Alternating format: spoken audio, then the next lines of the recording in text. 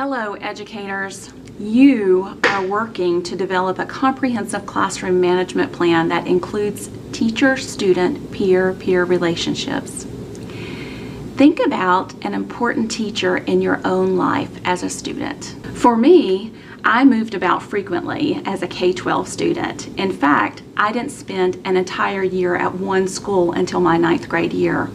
However, my most memorable teacher was Miss Edmiston in the 3rd grade.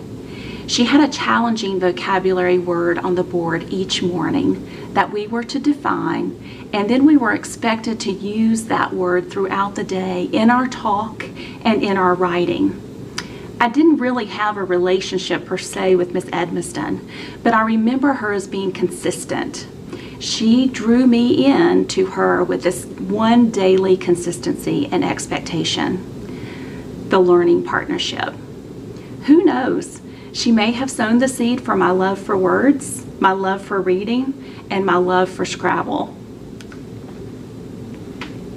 Who was your teacher that came to mind? How would you describe that relationship? What made it feel like a learning partnership?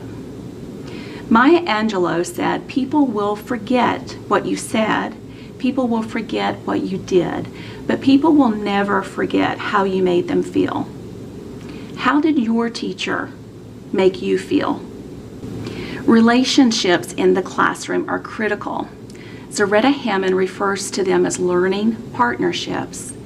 She says that when students trust their teachers and each other, it frees their brain for creativity, for learning, and for higher order thinking, which are elements of learning.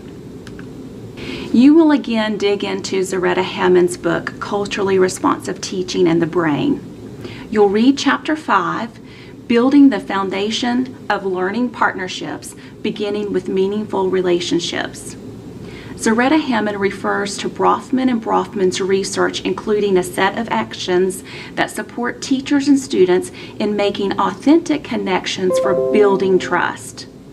She refers to them as trust generators. An example would be competence. People tend to trust others who demonstrate that they have the skill and the knowledge to support them. I trusted Miss Edmiston because, in my eyes, she demonstrated the ability to teach effectively, and I was successful.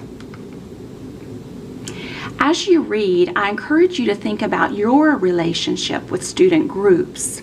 For example, students of color, multi-language learners, learners with learning differences, learners that are different from you.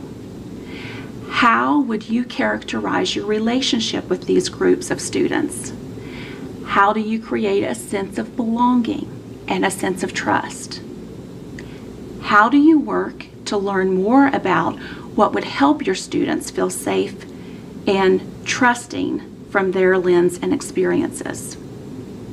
I personally had a fear of Miss Edmiston, a fear of displeasing her, and I suppose that worked for me, but in general, this is not the learning partnership that we have come to know today that is best for our students and for learning.